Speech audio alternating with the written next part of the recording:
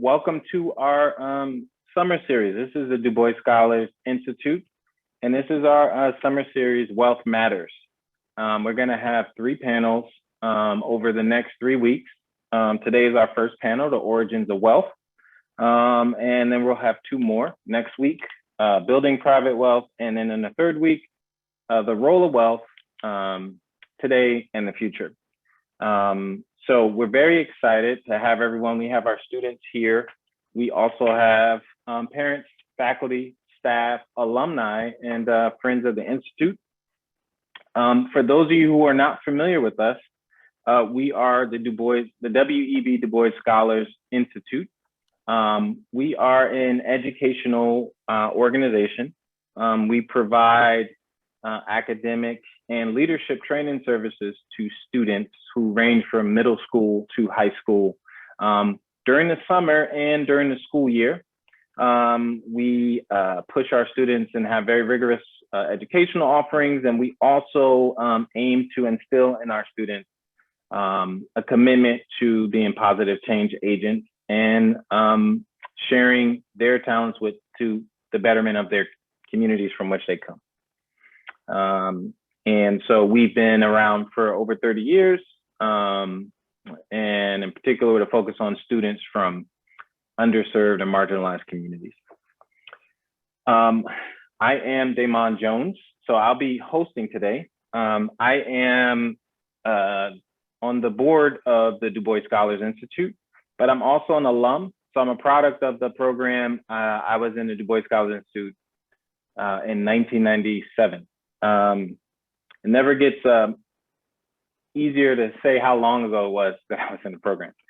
I'm also, I currently live in Chicago. I am a faculty member at the University of Chicago, School of Public Policy. And I'm currently taking leave from the university and working in the Council of Economic Advisors in the White House. Because of that, I have to say a disclaimer. Nothing I say today represents the views of the White House or the Biden administration or anything like that. We have today our panelists who are going to share with us a wealth of information, no pun intended. We have Trevon Logan and Alora Derenoncourt, and I'm going to go deeper into their biographies in a second. One programming note is that we were going to have a 3rd panelist, Marisa Baradaran, but unfortunately at the last second, she couldn't, due to unforeseen circumstances, she couldn't actually attend, which is unfortunate. But we're going to have a great program, I believe, nonetheless. I want to give a shout out to the rest of our team. Apologies if I'm forgetting anyone. Dr. Boone, who is the founder and CEO of the DuBois Scholars Institute. And also Crystal Watson, who's the senior program manager, who's been helping to make all of this run. Dr. Mark Ellis, who's the Dean of Academic Affairs for the Institute. And I've also had some help from 2 alums of the University of Chicago, my former students, Alicia Rashid and Alexis Pearson, who also helped with some of the planning here. Let's see, so just to give you an idea of what's gonna happen next. So we're gonna go until 5 p.m. Eastern. I'm gonna start by having DuBois Scholars chime in. So before this panel, they had a little exercise that they did to sort of whet their appetite. I'm gonna ask them to give some of their feedback on that exercise they did.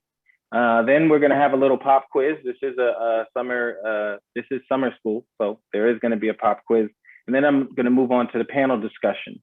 I'm gonna ask some questions and we'll have a discussion with Trevon and Alora. And then I'm gonna make sure I leave a lot of time for Q&A from everyone who is listening in. So throughout, you can post your questions in the chat, in the Zoom chat, and we're gonna be keeping track of all the questions you post. And then when we get to the open it up to Q&A, I'll be doing a mix of calling on people or just repeating the questions that you put in the chat. So if you do want to target it to one person or another, make sure to indicate that in the chat as well. And so that's going to be our plan for today.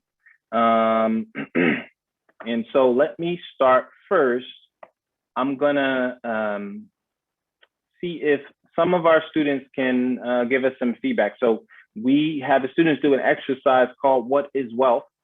Where they answered some questions and thought about some things prior to the discussion or prior to this session.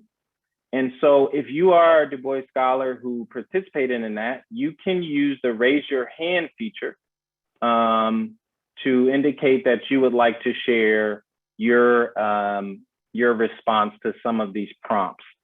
So the first thing that we asked, and then the students have to do this with a partner. So it may have been another student or someone in their household or a friend or something like that. So you can tell us if you can recall how you answered it or how the person you worked with answered it, how it differed and whether you disagreed or not. So the first thing we asked students was, how would you define wealth? So if any of the students would like to raise your hand using Zoom, I can ask one of you guys to let us know how you answered that question. So just click on the, do we have raise your hand? Oh, there we go. Okay. Redeema, you can unmute yourself. Wealth is all the money and property you own. Great. And we also had another question where we asked people to get a little more specific and ask them, what does net worth mean? So one thing we have is the concept of wealth, and then we have this other concept of what is net worth. Did any of the other scholars answer that? Okay, Sophia. I said that net worth was the value of a person based on the value of their assets and subtracted by anything that they owe.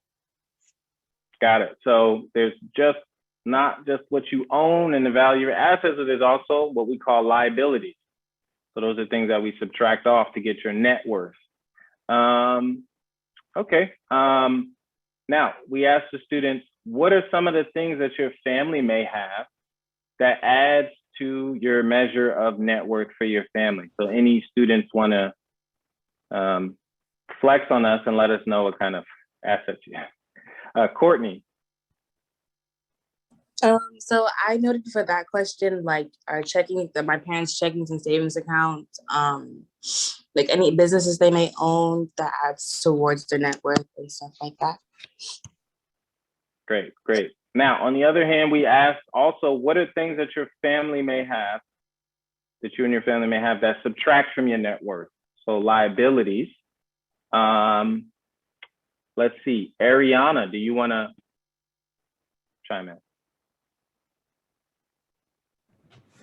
I was going to say taxes and then the house mortgage or car mortgage. Great. Julian, I saw you raise your hand too. Did you want to add anything? Sure. Loans that they might take out for like certain certain purchases. Great. Loans. Those are another thing that can subtract from your net worth. Okay, so we also asked you, who do you know from news or popular culture, from the media, that you would describe as wealthy? And then I asked you to figure out, what is that person's net worth? So does anyone want to share with us what your research turned up? Japenderjeet, did I pronounce that correctly? Yeah, you did. I said Jeff Bezos is a wealthy man. He became wealthy by owning Amazon, which is one of the world's biggest shopping websites. And I believe that he has $200 billion of net worth. There you go. Jeff Bezos, I would also agree. I concur that he is wealthy. And let's see, anyone else? Did anyone else find someone else? Noah?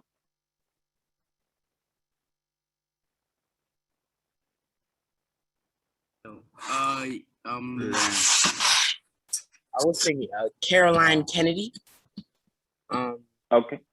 And she got rich through generational wealth and another thing I put on the form was illegal businesses. So There you go. That is a way that some people amass their wealth, and that's good that you guys picked up on that, because I asked the students, how do these people become wealthy? And so there are a lot of things that are commonly said, and there are other things that are behind the scenes that are helping to generate wealth. Now, let's see. Okay, so some of the other questions that we asked. Oh, okay, here's another question I want to ask.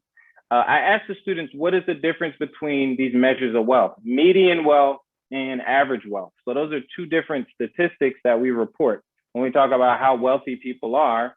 And so, Andrew, do you want to share what do those different terms mean?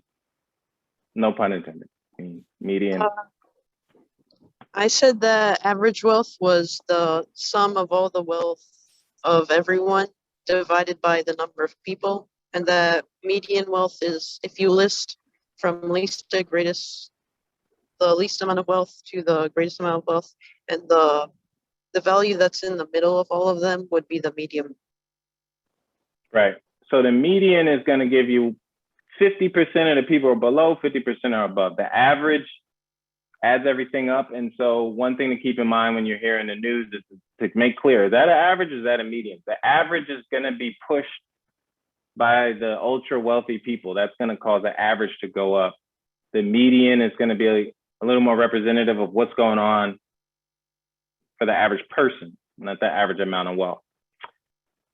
Okay, so great. Now we had some other questions we asked the students, but now I'm gonna actually give everyone a pop quiz. So hopefully, now this is just to get a sense of where we are in terms of some of the topics we're gonna be discussing. I'm going to launch a poll. So everyone who's listening along, a poll will come up on your screen, and then there are gonna be 5 questions that you answer, and then I'll give you a second to respond to it.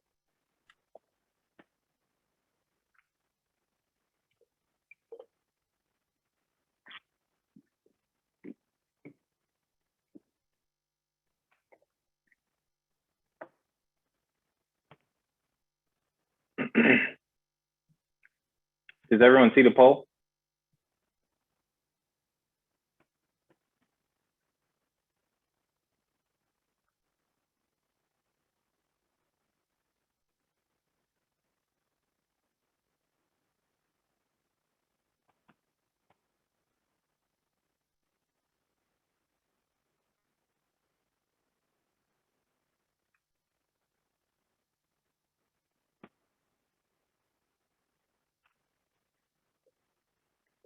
Give you guys a little bit more time to answer.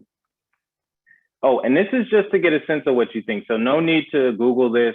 It's actually better if you just tell us what you think right now at the moment.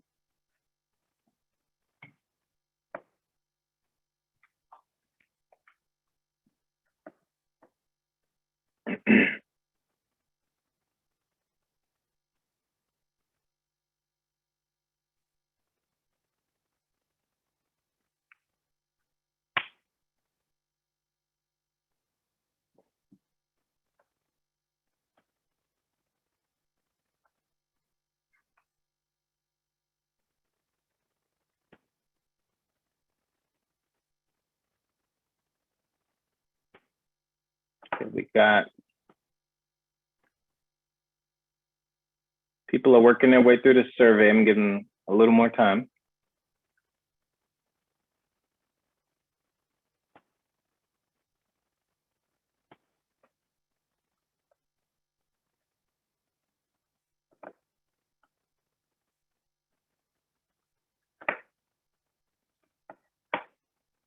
Give you guys some survey music.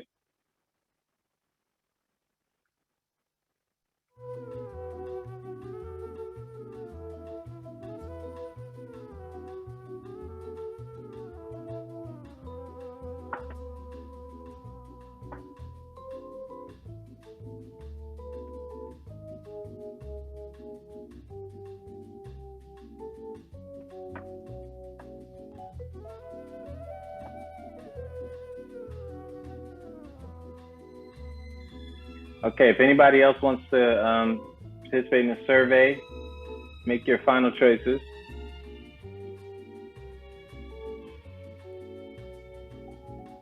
We have a 80% response rate. I think that's pretty good as far as surveys go.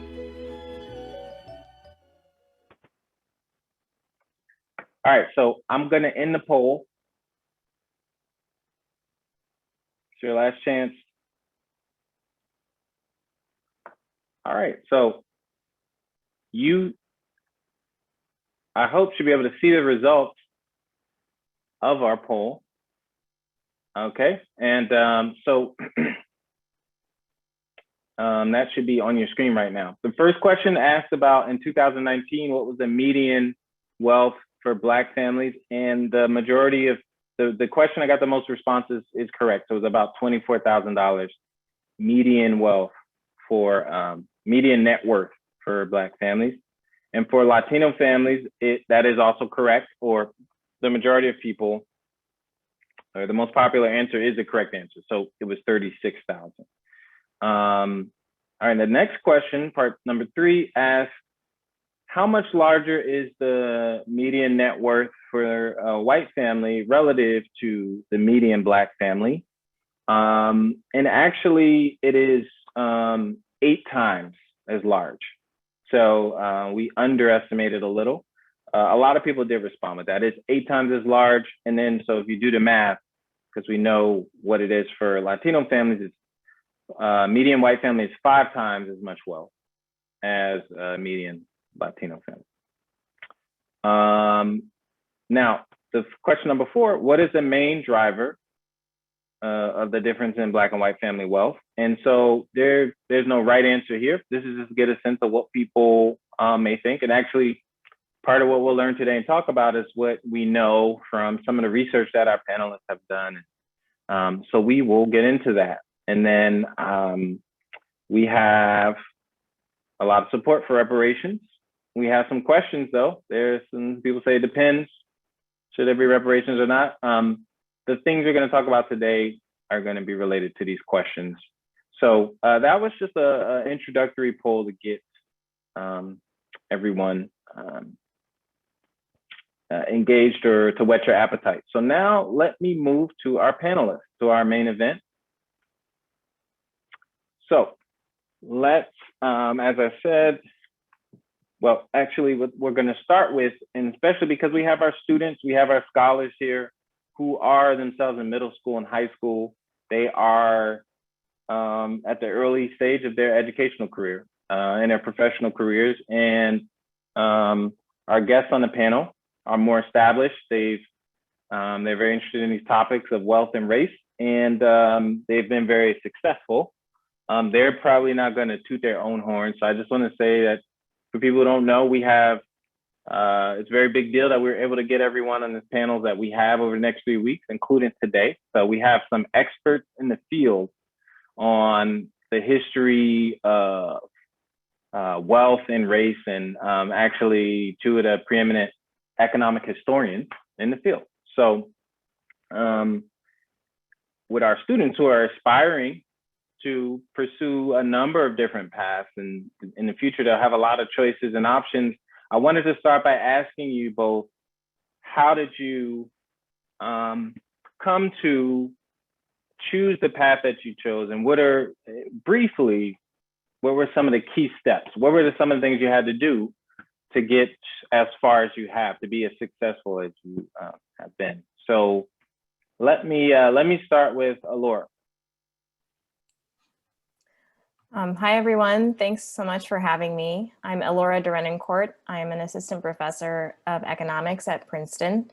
And I would say that my journey towards economics probably began in college. I went to Harvard University for my undergrad, and I remember distinctly my experience there, identifying more with people working custodial jobs on campus, security guards on campus, because those were the people who looked like me.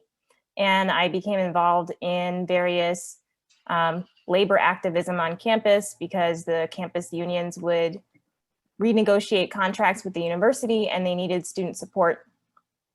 And it was probably through that, understanding the power relationship between the university, which was their employer, and the workers, that I started to think about economics, though I didn't have necessarily the words for it at the time.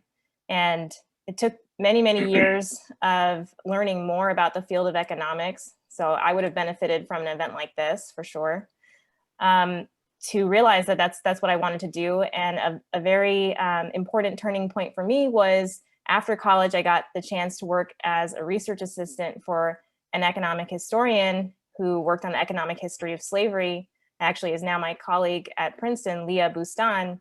And she had me work on data on the productivity of free versus enslaved persons in the US South before the Civil War.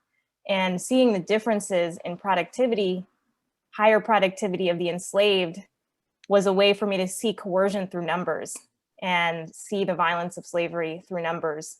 And so given that I liked math and I liked learning about the history of Black people in the United States, this was just the perfect combination for me, and I that's what set me on this path. And now you're an assistant professor at Princeton. Can you explain what that means? What does that mean that you're an assistant professor? Well, I'm going to teach economics to undergraduates at Princeton, and I'm going to continue to do my research on economic history and inequality and the economics of the workplace. I got here through doing graduate studies in economics. I went back to Harvard University for that, and I studied under economic historians there. And I really benefited from the community of economic historians, people like Trevon, who supported me throughout my path here and mentored me along the way. And I don't think without their support, I would be where I am. Great. That's awesome. So Trevon, do you mind sharing with our students a little bit about where you are, where you are now in your career and how you got there? Yes, good afternoon, everyone, and I'm very glad to be here. I'm Trevon Logan, and I'm a professor of economics at The Ohio State University, and my path now is taking me into university administration. So I am an associate dean in the College of Arts and Sciences, specializing in budget and strategy sort of things. I don't call it strategy, I call it strategy, because there are some tragic things along the way when you get into this. But earlier, before I moved into that, I was a researcher. And so very similar to what Dr. Derenoncourt described, I was a researcher and teaching students, in my path to economic history was actually unexpected. I really wanted to be a chemist and had a deep interest in chemistry from the time that I was a high school student, and was taking chemistry courses at the University of Wisconsin when I was an undergraduate, and quickly found that I lack the laboratory skills to be a chemist. So I was either going to burn the chemistry building down, which they probably were not going to allow, or I needed to find something different to do. As fate would have it, a course that I took in my second year at the university was with Herbert Hill, who is now deceased, but in his career, in addition to being a literary critic, was the labor director for the National Association for the Advancement of Colored People, and served in that role during the time when things that we study now as economic history, like the Civil Rights Act of 1964 and the Voting Rights Act of 1965, were being legislated. And his stories about that time and his knowledge of, in particular, labor law and labor relations, his area truly a specialization, really dovetailed nicely into some things that I was interested in, but did not know at the time that one could do as an academic career and research. And working with him and having him identify some open questions led me to major in economics and then want to research in economics. And that was very interesting because at the time, and it is still the case today, at the University of Wisconsin, there were not economic historians in the economics department. And so it was when I was in graduate school that I decided to specialize in economic history. But I didn't specialize in discrimination or disparities or inequality. My earliest work was really about demand theory and nutrition and physiology, which I was and still am very interested in. And then several years later, I became very interested in race and economic history. And that is because of personal interest in it, but also because the field was turning more generally to those questions. And I thought that I had a comparative advantage investigating in that area. Great. And so you're a dean now. How did you go? So you got to Ohio State, and then what are the different ranks and promotions that you have to get to dean? So you showed up, you're an assistant professor, then what happened? Not everyone would call a dean a promotion, but I will. But it is a different level. So the way that it works in a typical and almost all American universities is there are essentially 3 levels to being a professor. So there's an assistant professor, and so Dr. Rennercourt is an assistant professor at Princeton University, and that is typically someone who has not been tenured. And then once someone is tenured, depending on the institution, they can move to being an associate professor, which is the most typical position for a tenured professor, or some move immediately to being full professors. So that would be someone who is a professor. And then there are levels beyond that when someone has an endowed chair, or sort of special, I call that gravy, that can be placed on the top of your career. After being an associate professor, typically one is reviewed again several years after they've been promoted and tenured for evaluation to being a full professor. And then once you're a full professor, that really is the top line. And then people can move into administration. Some people move to direct centers and other sorts of things. And many people, and the most people, simply continue to teach and research. But what tenure provides is permanent employment at the institution and the freedom to study whatever one would like. And so once one has established a national, international reputation for high quality research, American universities typically grant that person carte blanche to do the research that they would like to do. Great. And then just because, just for the students, I'll also just briefly share that I'm also an economist, so we have all economists today, but we're looking at wealth and economic history. Our other panelist was going to be someone in the field of law, at the intersection of law and sociology, but they couldn't join us.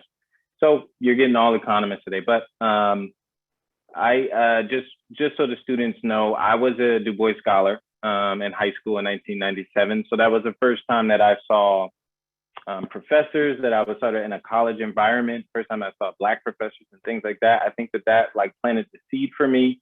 And then I went to college and I was interested in public policy. So that was my major, and with a focus in economics. And then after graduating, one of the things I did is I volunteered and helped people do their taxes. And so I do a lot of research on tax policy. Before doing that, I might have thought tax policy was a very boring subject, but it actually mainly focused on inequality and redistribution of income and wealth. So that was very interesting to me. That's what I studied in graduate school. And now I'm at University of Chicago and at a School of Public Policy doing economic research. So that's a little bit on me as well. So let's start to dig in on our topic now that we've had all of our introductory things. So we've already talked about how you define wealth and what kind of racial wealth gaps exist today. The title of this panel is The Origins of Wealth. So we're going to go back in time. We're going to go back in history. And so first thing I wanted to ask each of you, and let me start with Alora, is if we want to know what the historic origins are of what we see today in terms of gaps in wealth, how far back do we go? As a historian, how far back should we go? Thanks for that question, Damon. So wealth is something that's inherently historically determined because wealth passes on through generations and it gains value over time. It grows over time through savings, through asset prices, etc. So ideally, we should go back as far as we possibly can. And to study the wealth gap, for example, the racial wealth gap in the United States, I would definitely argue that we should go to the origins of the United States and think about the starting points for wealth for Black and white Americans at that time. So that requires looking at wealth building before the Civil War, while slavery was still in place, and acknowledging the fact that during that time period, if you were enslaved, there were laws barring the accumulation of property by the enslaved. So throughout that time, it was virtually impossible to accumulate wealth, virtually impossible to pass it through generations if you were an enslaved person, and the majority of Black people in the United States were enslaved. Like, there was a free Black population, but it was very small. So, for those, 100+ years, you have white citizens in the United States being able to accumulate wealth, pass it through generations, and the majority of the Black population unable to do the same. And I'll be discussing this later on as I describe some of my work on the racial wealth gap over time, but I would argue that this is probably the fundamental starting point for understanding the wealth gap in the United States today. And let me say, so Trevon, I think Trevon, I don't think you would disagree. We would go back to slavery, and then there's a key period that you probably have done a lot of research on after emancipation. Can you talk a little bit about why it's important to look back at certain key turning points in U.S. history?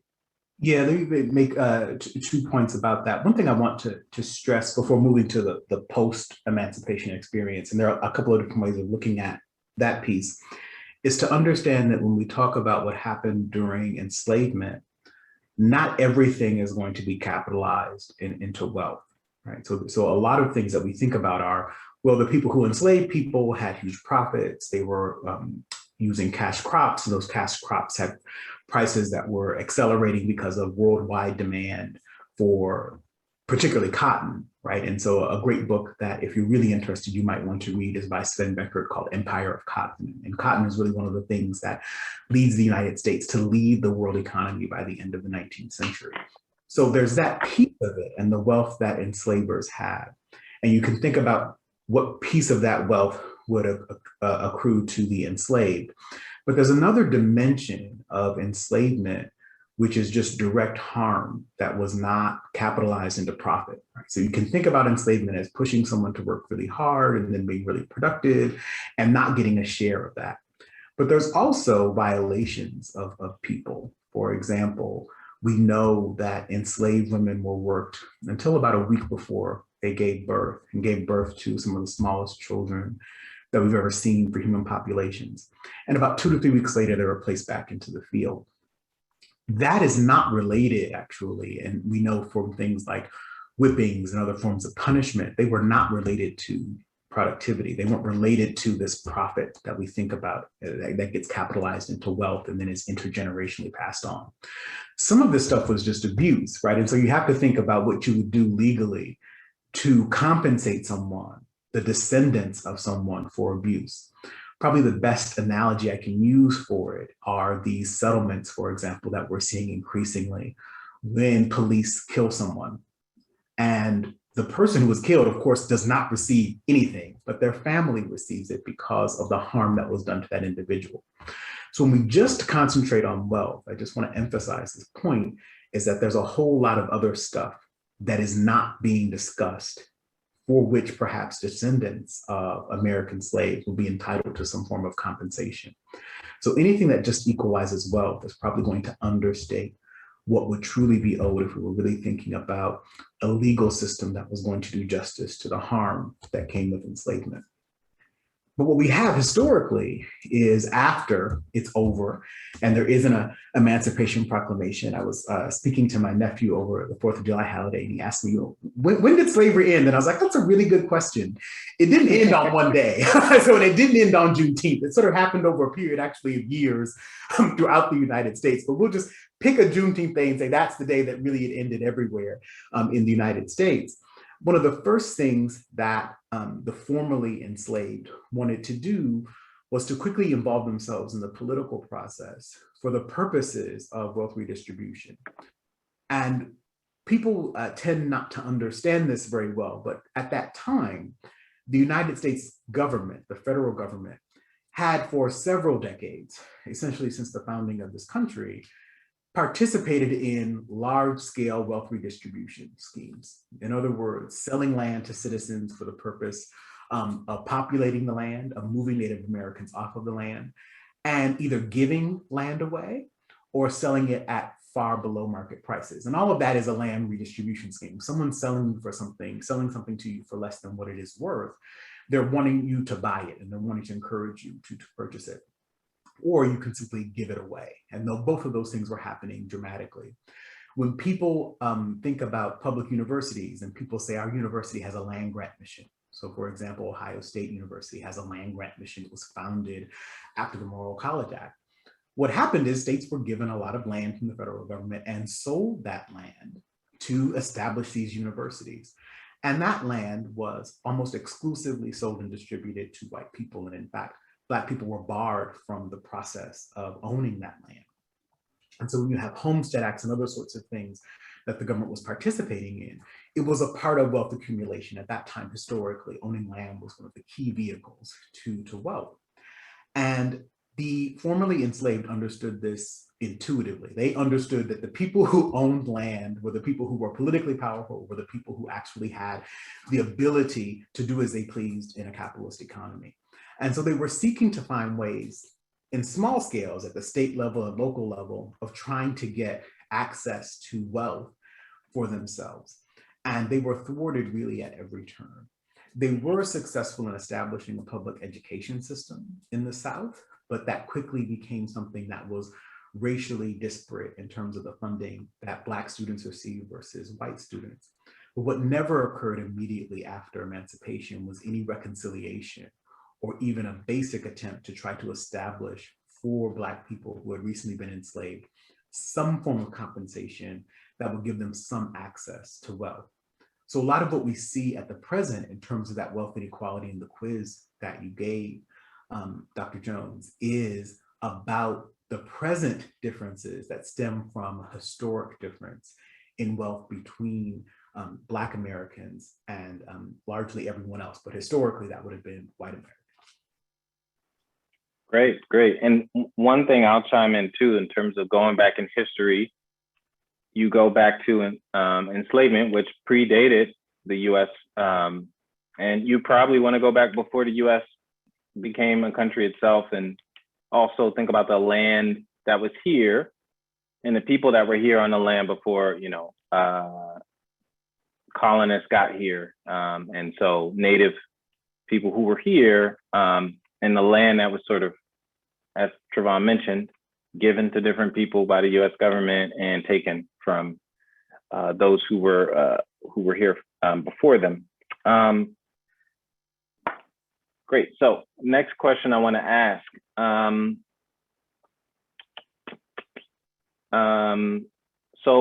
So you guys are doing historic analysis, measuring wealth over time and looking back in time. And today I pulled up in 2019, median Black wealth was $24,100. Laura, can you talk about is it possible to do that for 1919, or how do you go about measuring these types of things when you go back in time? Yeah, it's a great question. So you might think that the further we go back in time, the worse our data would be on things like wealth. But what's interesting in the US is that if you go back far enough, you actually sometimes get higher quality data on certain statistics than you do in the present. And one example of that is that the US Census in the late 19th century used to record the wealth of the population. So we can actually, and this is what I'm doing in a current project, go to the 1860 census, which was the last census before emancipation, and measure the wealth of the full US population who were enumerated in the census. So what's important to note is that enslaved people were not counted in the population census. Their numbers were recorded in separate reports. But we can, for the people who were not enslaved, for free persons of color, And for the white population, we can actually look up what each individual owned in wealth, or at least as high quality as is available in the data. So after 1870, however, the US Census stops asking questions about wealth. So you brought up the year 1919, and it becomes much more difficult to determine something like the median wealth of the population. Now, part of what I'm doing in a project is at least trying to understand the total wealth of the Black population in the US all the way back to 1860, including the early 20th century, but we can only come up with measures of per capita or average wealth because we know the population figures and we know total wealth. And it's much harder to generate statistics, say, of median wealth. But there are other measures that we can create, like the share of people who own their home for each racial group. And from there, we can kind of glean, well, how likely was it that the median person held any wealth at all? Just to give you a sense, because we know from the 1870 census, virtually the median wealth of the Black population was 0. So the median person had 0 wealth. This was probably still true in 1919. And it's really not until more Black people move into home ownership in the 40s and 50s that the median Black family might have had any wealth at all. And can you just tell us a little bit more about the sort of the sleuthing that you had to do to figure out business wealth? How much did people own in business wealth over that time? Things like that. So our approach, especially for the period after 1870, when we no longer have wealth recorded in the census, has been to draw from a large variety of data sources. One of those is actually tax records for Southern states, where in the Jim Crow era, it was very common for state statistics to record information on the Black population and the white population separately. So you have these reports for the state of Arkansas or Virginia or North Carolina, for example, where they recorded, how much tax did Black people pay in the state versus white people in the state, and how much is the total assessed wealth for each group. So that's one source, and it's quite unique and sort of ironic that this structure of taking statistics allows us to glean some information on wealth for each group at that time. You mentioned business wealth. I would just mention that we are kind of putting together different pieces of information. A lot of, one of the most important sectors for Black Americans in the early 20th century was agriculture. So basically, farming was a key economic activity for Black Americans in the decades after emancipation. And we actually have information on how valuable farms were, how valuable the farms owned by Black people were versus white people. So you can think of that as one important form of business income for that period that was maybe the major source of business income. Another source we have is data on Black banks. So Black-owned banks that were used in the Black community. There are various historians and sociologists who've compiled information on those banks in the early 20th century, and we also make use of that as a measure of assets held by Black Americans. And on Black banks, the other panelists who was not able to join us today, Marisa Baradaran, she's written a book, The Color of Money. And so I'll put a link in the chat for that as well. And that gives you a history of Black banks in the US, their rise and decline over time and the role that they played in the Black community. I'm very interested in the type of research you guys do because you're so creative. So Trevon, I'm gonna piggyback off of what Alora was saying about how do you get data from the past? Can you talk about some of your projects that you've done where you've used unique sources of data like the Green Book, for example? Yeah, so getting data from administrative sources like the census for African-American people can be a bit tricky. And part of that is the government, for a lot of reasons, has not been particularly interested in well enumerating the Black population for a large period of time.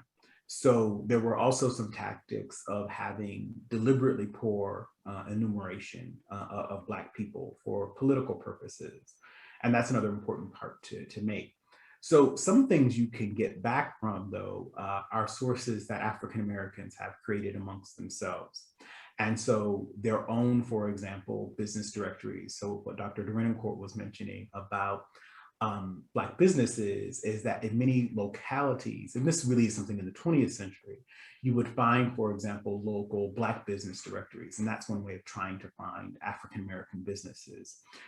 More sophisticated strategies would be to search Secretary of State offices to see which Black businesses were incorporated, for example, and looking at who their shareholders were to think about business networks among African Americans. And part of the reason for those sorts of networks is that finding African-American consumers who were spread across a landscape that varied not only geographically, but also in its legal restrictions is one way to do this. So many of the early entrepreneurs in Black business history were specifically selling products that were for African-American consumers. So one of the wealthiest men in the state of Mississippi around the 1940s and 1950s was selling hair care products and beauty care products to African Americans. He's one of the few African Americans who was actually voting in the state of Mississippi at that time. And he was politically powerful because he was the one who was— So which year was this? He was voting in the 1940s and 1950s. So the time in which we really do see significant disenfranchisement of African Americans. He was paying his poll taxes every year. He could pass a literacy test, but he was also the wealthiest African-American man in the state of Mississippi. And he had a large network of people that he was in contact with because he was the distributor for hair care products. He was also someone who was active in the civil rights movement. He was working, for example, with Medgar Evers and was meeting with Medgar Evers actually the night that Medgar Evers was assassinated. And so these are the types of records that we have and we can actually use to say something about. But another type of record that's analogous to this record are the Green Books, which were these travel guides. Green Books weren't the only, and someone asked what the name of this man is, and his name escapes me at this moment, but I'm going to get that. I'm going to look at this right after Damon asked Dr. Derenoncourt a question. I'm going to look this up. I want to say it's common, but I think that's wrong. I have this in yeah, we'll put it in the chat. I will put it in the chat. Are the Green Books, which was a listing of a national directory. It's sort of like a Yelp for African Americans traveling in a segregated environment. And why would that be? More like a help. Yeah, really a help. I mean, I want to say it's like a Yelp because you can go and search reviews of these places, but it really would be a help. And so what people don't understand historically is it was totally legal to have racially discriminatory businesses, right? To operate a hotel and simply say, we do not serve Black patrons here. So if you were traveling in 1955 and you needed to go from, say, Washington, D.C. to Miami, Florida, you couldn't just stop at every hotel along the way to sleep, right? And you would need to stop because that's a long drive. The speed limit at that time was not 65 miles an hour. And so you were going slower and you would need to stop. You wouldn't necessarily even be able to eat at any restaurant that you stopped at. And even though there were the expansion of franchised operations, the majority of the time, local franchises adhered to what they would call local custom. And that means that if the local environment was discriminatory, they were going to be discriminatory as well. Even places that were vacation spots for white Northerners going south to places like Florida or Alabama would also practice racial discrimination. So this really was about local preferences for discrimination. And in an early analysis of this, Andrew Bremer, who was the first African-American to serve on the Federal Reserve Board of Governors, did a study and found that Black Americans would have to travel an additional 140 miles on average to find a hotel along the Washington, D.C. to Miami route. And so this meant an additional 3 hours of traveling time for Black Americans. And why was that important? Well, for someone like Andrew Bremer, who worked for the federal government, it meant that he had to travel as a federal government employee a lot longer to actually find a place where he could actually rest. It was also the case that because these hotels were less frequently observed, that if you found one, it was also much more likely to have no vacancies because they tended to be smaller. So many times, historically, African Americans would not be able to access what we call today public accommodations. These would just be businesses. So something that's gone viral in the last couple of days is an African American woman who's in her 90s who was unable to try on a bridal gown earlier in her life when she was married in 1952. And what many people don't recognize is that that was actually quite common.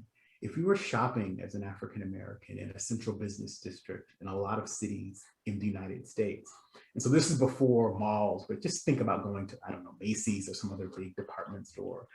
You could not and you were not allowed to try on clothes. You were not allowed to try on shoes.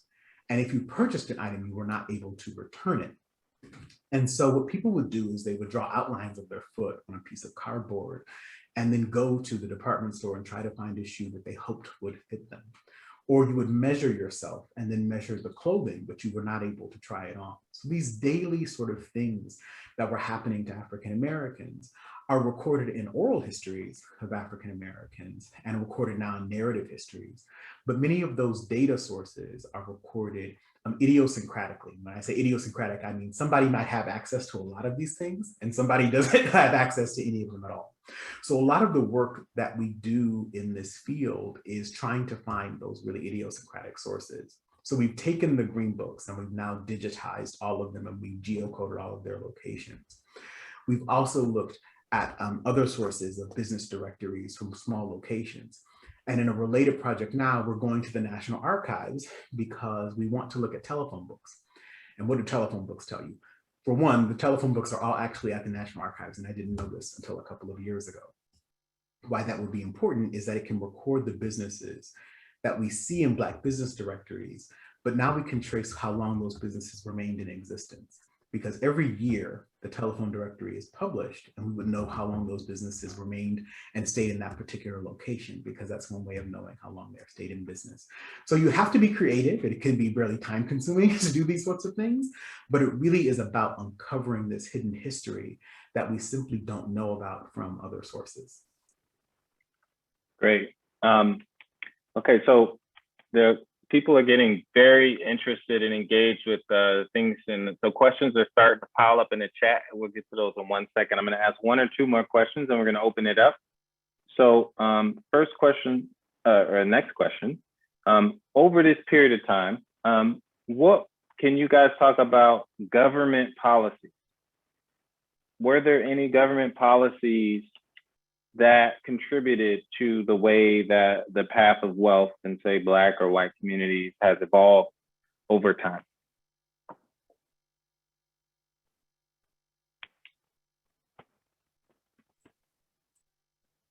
And you can go again, Trevon, if you want to go first, or. So the first thing, I do have the name, I'm going to put it into the chat. It's Frank Connick.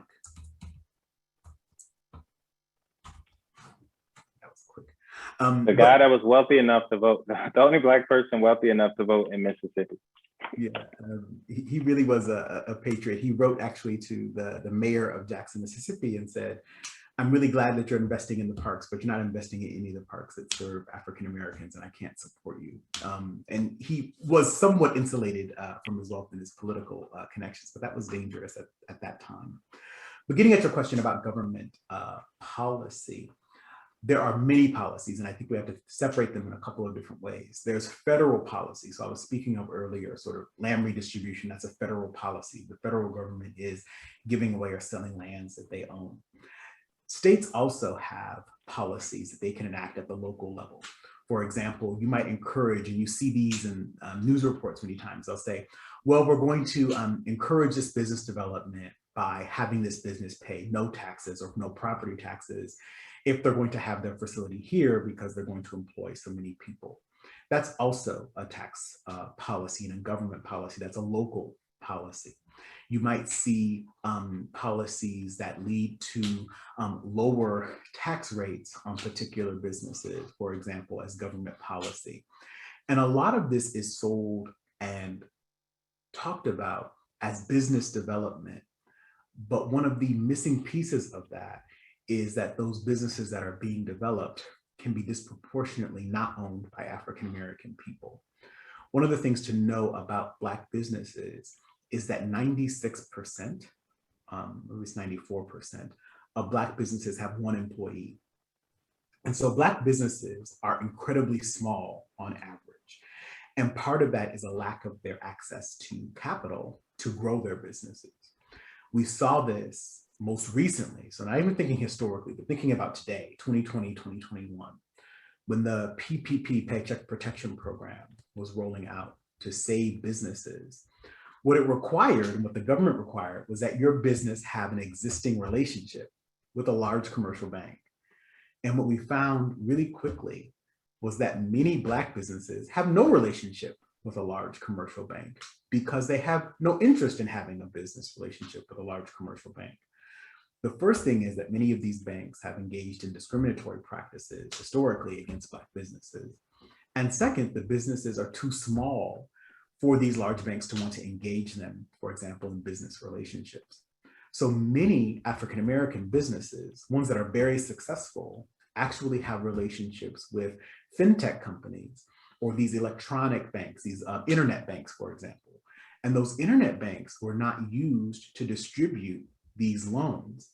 And so even in you develop— And just so everyone knows, the PPP loans, the Paycheck Protection loans, were loans that were given out last year at the beginning of the pandemic to make sure that you could keep paying your employees even though you weren't operating your business. And the people who got access first to those so-called PPP loans are people who had relationships with big banks. They had the ability to do the paperwork. They had first dibs on the money that was given out. So that was to keep businesses afloat.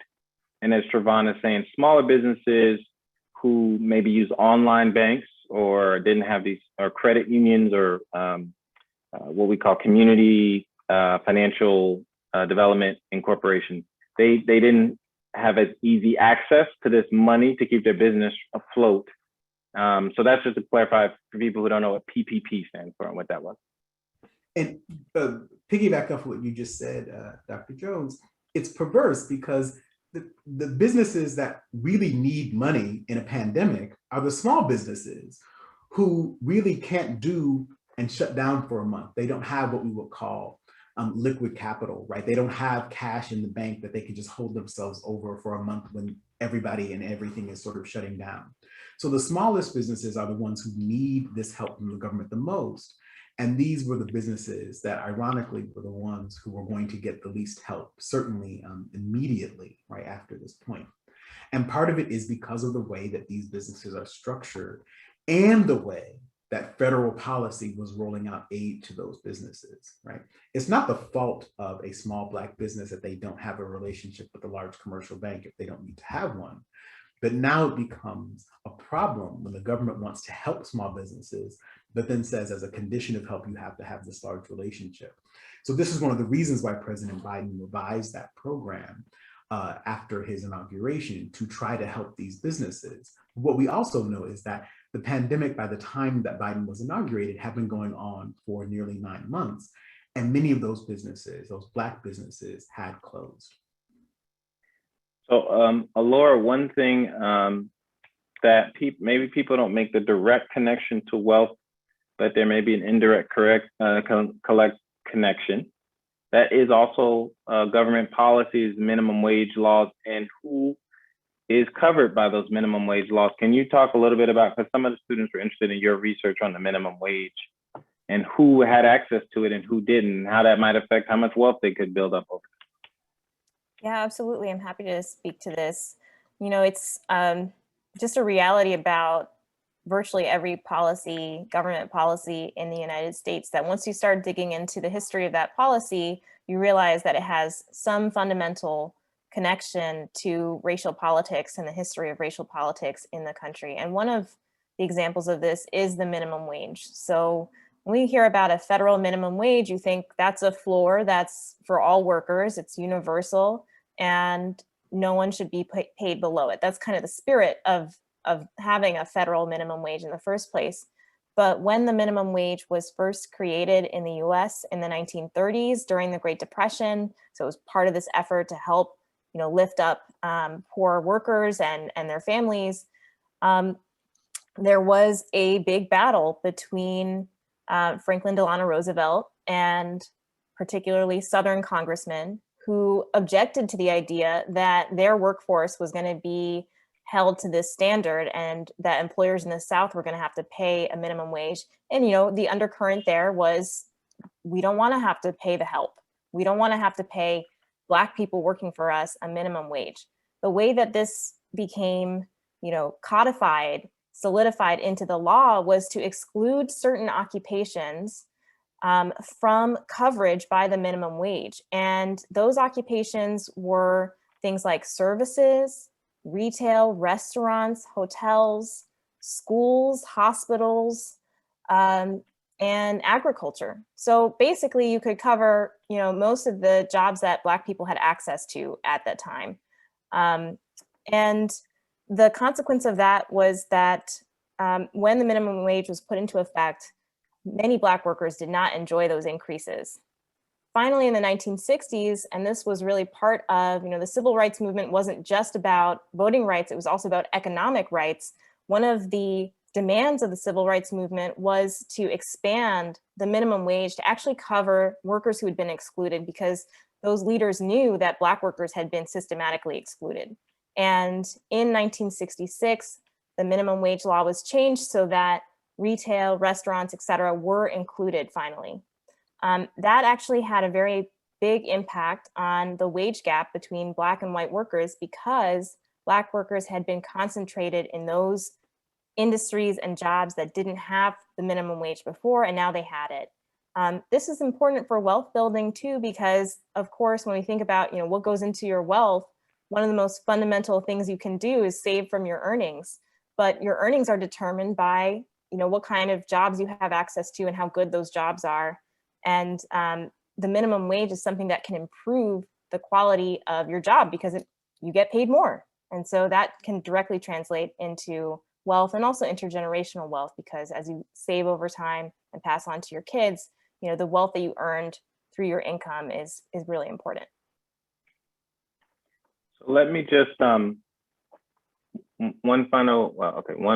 said one more, but maybe two. One quick, because we've been talking about history and everything has kind of been discouraging. So any historical episodes or events where there was significant progress made that come to mind for you historians? Any good news from looking back? So certainly, there is good news. I always say, and this goes back to something that Dr. Derencourt said, if you're starting from a base of zero, moving to anything is going to look positive, right? So I would say there is good news because things can't possibly get worse than enslavement, right? So things are going to look good. And there was progress made in the late 19th century. There was progress made, for example, in pockets and in small areas throughout the 20th century, right? There is progress, right? There's great progress in the middle of the 20th century with the policies that Dr. Derencourt was just describing, which is simply changing the occupations that can receive a minimum wage leads to a significant decline in racial income inequality, right, in the middle of the 20th century, right? So there is progress. One of the things that we see under this general direction of progress, which is really at the extensive margin, just African Americans being able to do things that they were traditionally excluded from previously, there's another undercurrent in this where there is a backlash to that progress. And so I think when you look at incidents like the Red Summer of 1919, for example, and certainly, of course, recently people were commemorating the 100th anniversary of the Tulsa massacre.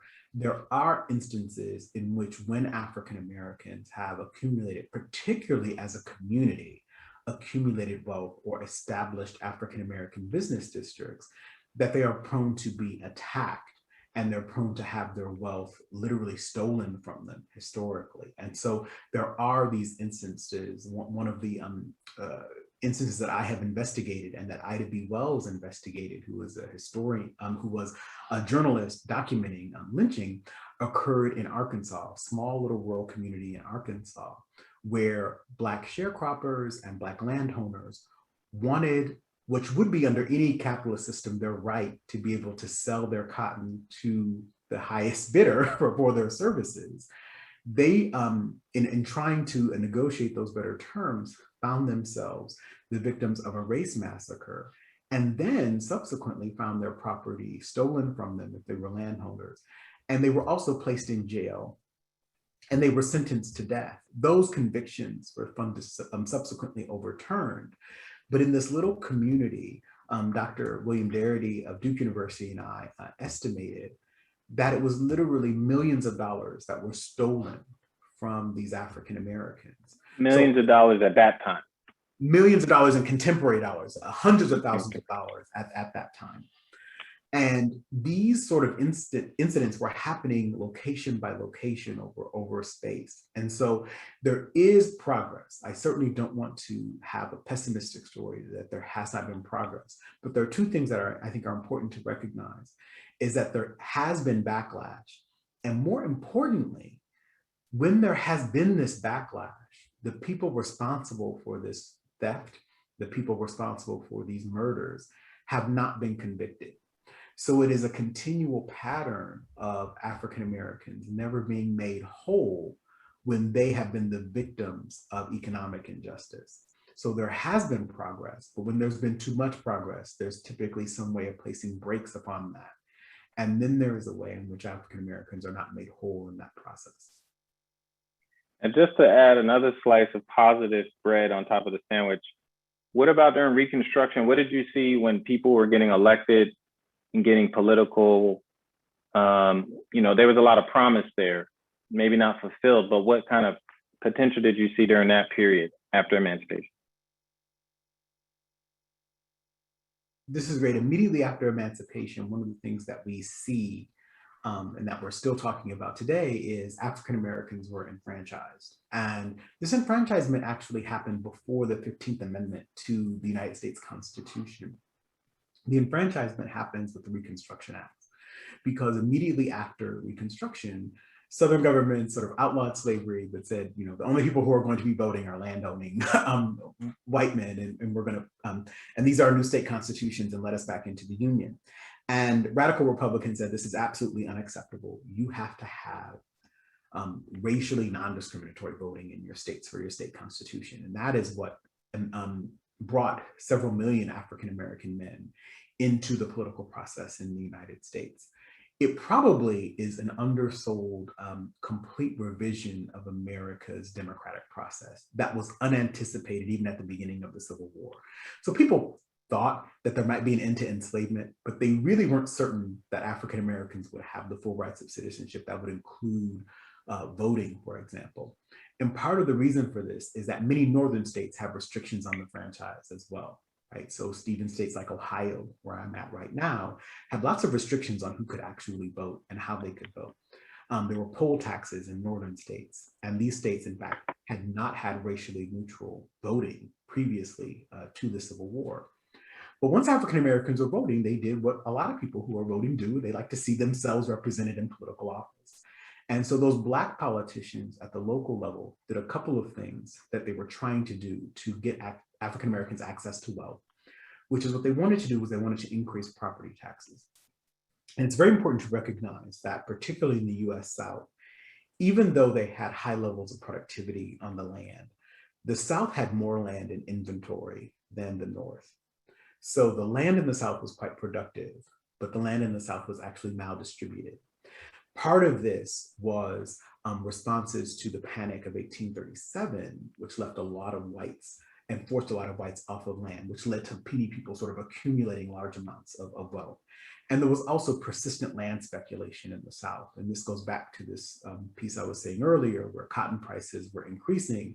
And when cotton prices increase, and that's what you're growing on the land, the value of your land increases. And what people were doing was they were establishing empires, right? And building really, really large plantations.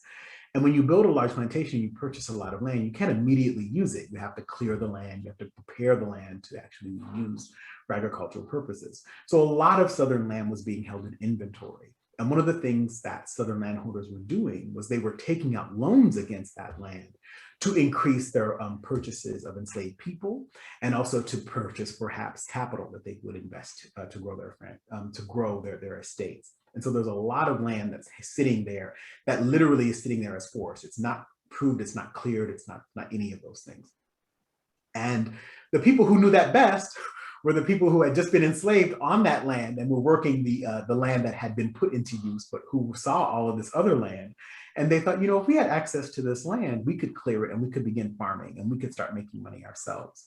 And so one way of doing this is to increase property taxes on land, because what you're doing is you're altering the opportunity cost of holding that land. And that opportunity cost is an economic term.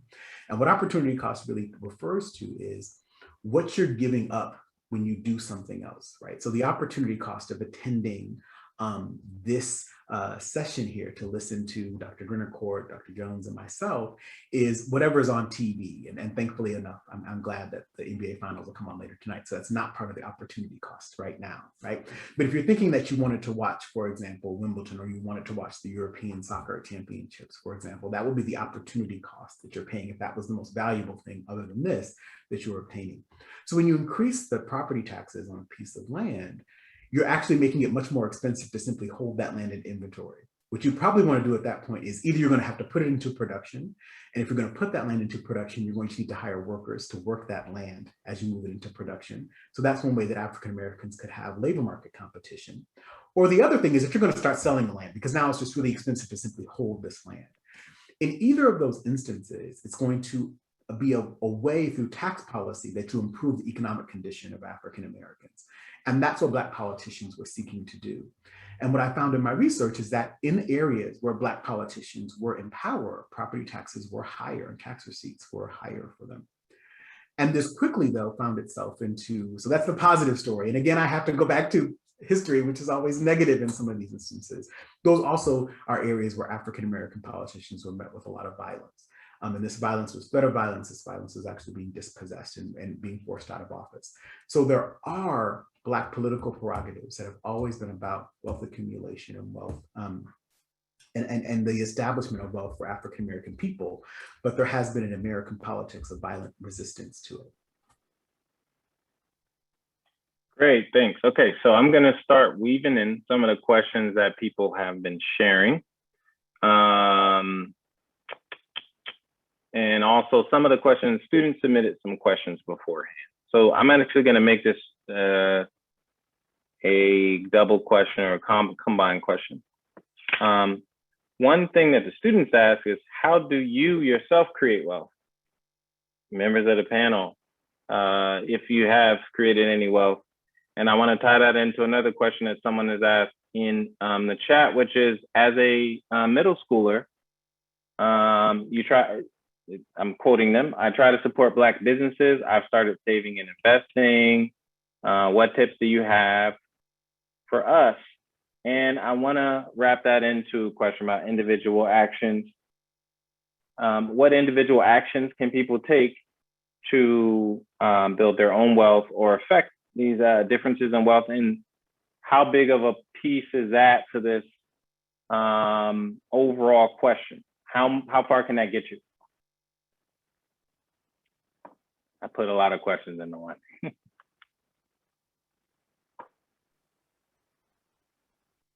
I'll take a stab at answering some of those. And I kind of want to flip that first one a little bit and say that, you know, one of the things I hope happens today is that some of you are inspired to study economics.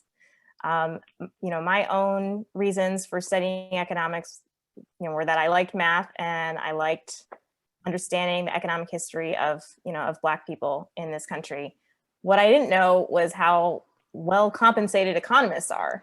And now that I think about the statistics and seeing how few Black people are economists and working as, you know, economics faculty in universities, I realize this is a form of occupational segregation that is very persistent today and locking, you know, Black scholars who are interested in this kind of research from money. And so I would just want to flag that as like something that I've learned as joining the field of economics, that, you know, it's very significant that there are very few Black economists just in terms of occupational segregation. And so we want to break down those barriers. And, you know, if any of you decide to go down that path, you know, definitely stay in touch, and I'm here to encourage you.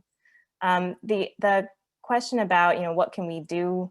I want to take, I think that was a very moving and poignant post in the chat about, you know, someone who's in middle school trying to support Black wealth. And I think one thing that we can do, and this relates to, I think one of the questions that you might not get to, Damon, but what kinds of policies or tools do we have to increase Black wealth?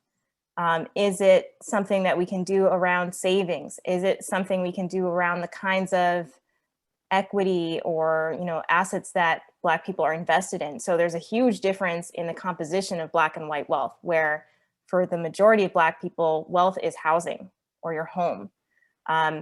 A significant chunk of white Americans, by contrast, own equity, stocks. So that's a significant difference. But one thing I want to highlight is, you know, that really the path to racial equity in wealth has to start with the origins of the wealth gap, which is slavery. So I just want to emphasize the movement for reparations as one of the most important policies or movements if your interest is closing the racial wealth gap, because we've inherited this gap. So much of it is inherited, not just from slavery, but institutions afterwards, many of which Dr. Logan discussed, which prevented Black accumulation of wealth in the 20th century as well. And one way to kind of drive that point home is to try to ask, you know, well, what would it take in terms of savings or investment or equity for Black people to close the racial wealth gap by 2050? And the answer is saving 4 times as much as white Americans. The answer is having 5 times as much in equity. In other words, this is not a feasible or reasonable path to equity. Instead, we have to address this inherited wealth gap that comes from slavery. Trevon, actually, I'm going to throw another question to you, and that's a great way to put it. You'd have to do an amazing amount of savings to close this gap individually or at the household level. You have to work 4 or 5 jobs in order to close the gap. So we're already starting with a huge gap that is historic, and so it will take more than just the individual action. Trevon, I'm going to be trying to make it through as many questions as I can by the end. So quick lightning round answers. Actually, Dr. Mark Ellis asked, can you explain the importance of the census? Why completing it is important? I mean, we've been talking about historically how we measure these different things, when the data is available and when it isn't. So how important is it to have a robust census and collection of data, especially during this time when we're seeing a lot of pushback on measuring, discussing, and talking about race in school systems and education systems? The census is so important because, you know, it's in the United States Constitution, and it is how we actually apportion political power between the states. The census is also important because another layer of that is how states are going to apportion, right, their political representatives, which is ways in which you can effectively or de facto disenfranchise people or enfranchise them. But having people fill out the census and having them enumerate themselves in the census is critical for their representation, their political representation. This is one of the reasons why the battles over the census are so important and so charged. So the recent discussion of the potential of a citizenship question is about depressing or lowering down response rates among particular populations, which are ways in which you can sort of try to get yourself more politically powerful in the way that the representation will be distributed. There are also some things that when the federal government rolls them out are just rolled out in a per capita basis to the states based upon their population counts, right? And so a lot of things that happen and that can be administered through the government are done by the population counts as best estimated by the census. So this is incredibly valuable, both as political tools, but also as a direct economic tool in the way that, for example, some block grants or other sorts of things that might fund or be matched with state funds are apportioned is through per capita calculations with and using federal census statistics. Great. Okay, another question someone asked is, did the same economic inequalities, I'm quoting, that happen to Black Americans happen to other minorities? Any thoughts on that? Well, certainly, I think one of the issues with this is that each racial and ethnic group has their own history, and I think we really have to respect that. If we're thinking about Native and Indigenous populations, right, this land that I'm talking about the federal government distributing was not the United States of America's land, right? They're doing this by ways of treaties, which some economic historians, I want to shout out the work of Matthew Gregg, have shown were highly economically disproportionate and punitive to Native populations. And Native populations were in a true catch-22. They could either sign these treaties, which ceded all of this land for payments that were absolutely not equitable, or they would be forced off of the land by military action itself, right? And so these were certainly for Native and Indigenous populations, there's a unique history there.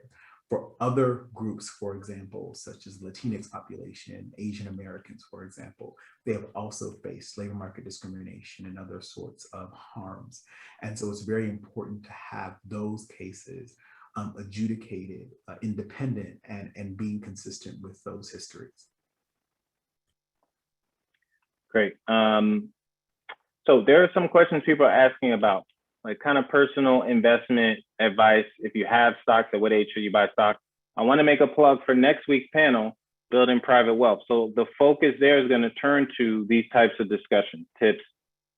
Even at your early age, what kind of investment strategy should you be looking at? How far can that get us as a community? And so I'm going to defer those questions into next week. Another question I was asked. So David, you can unmute yourself. You have a question, you can ask it. Try to make it quick. Yes, I will try to make it very quick. I'm also a fellow economist as well. Real quick, I mean, has there been any recent research on the impact because of historical discrimination? I've argued for a long time that because of the long-term health care, in terms of the health of our culture, resulting from discrimination and all the things that have come about, including when one goes to retire, what we find is we're taking care of our parents, we're taking care of their parents, right? And the white culture doesn't necessarily have that because they've accumulated enough assets to take care of that. Have there been any recent statistical studies on what that tax looks like on our culture today? So I have one piece that might help. I've researched physician bias in the pension bureau for US colored troops. So one of the first sort of health systems that we had were these disability pensions for troops from the American Civil War. And what I found there is that the physicians who were estimating the rates of disability for African-American veterans were doing so in a racially biased manner. And in fact, that if we didn't have this physician bias, we would actually have had a complete closure of the Black-white mortality gap at that time for those populations, a very specific group. But essentially from the very earliest pieces where African-Americans as a population were interfacing with the healthcare system, they were facing physician bias. And I'll put this paper here in the chat that actually impacted them economically as well. Great. Yeah, and that's just the tip of the iceberg. And as you go over, follow that a long time, then those things will kind of accumulate. I am going to, yeah, we are right at time. So I'm going to do the noble thing. There are a lot of further questions in the chat that have bubbled up, and I hope that for those of you who have attended, we appreciate you attending. And I hope that you continue these discussions with your classmates at the Bois Scholars Institute, with your families and friends, alumni of the Institute, among each other, and continue to attend our panels. We're going to have 2 more panels next Sunday and the following Sunday. So the link that you used to register today, which was bit. Let's put the link in the chat. We're going to put the link in the chat for the next 2 panels if you want to attend. So we'll put that in the chat for you. But I want to thank our panelists for joining us and sharing just the wealth of expertise that they've accumulated. Trevon and Laura, thanks for joining us. And thank you to Crystal Watson, who's been manning the chat room and helping to filter through the questions for us. And thanks to all the scholars and other friends of the Institute that have joined us today. This was a great discussion, a great way to start our series. And then we're going to have 2 more, and we're going to go next week to more individual level discussion, wealth and investment. And then in the 3rd one, we're going to go back to big social questions about the ethics of wealth inequality and what the future should look like. So very excited. And once again, thank you guys for joining us. Crystal, are there any other announcements we need to do, or? Not at all.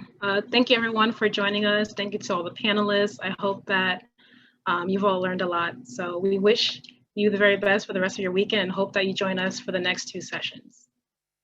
And we're going to put the links before we close the chat, before we close the meeting, we're going to put the link for registration in the chat for you for the next 2 weeks. And with that, I will turn back on my elevator music, and thanks everyone for tuning in. Tune in next week, same bat time, same that station.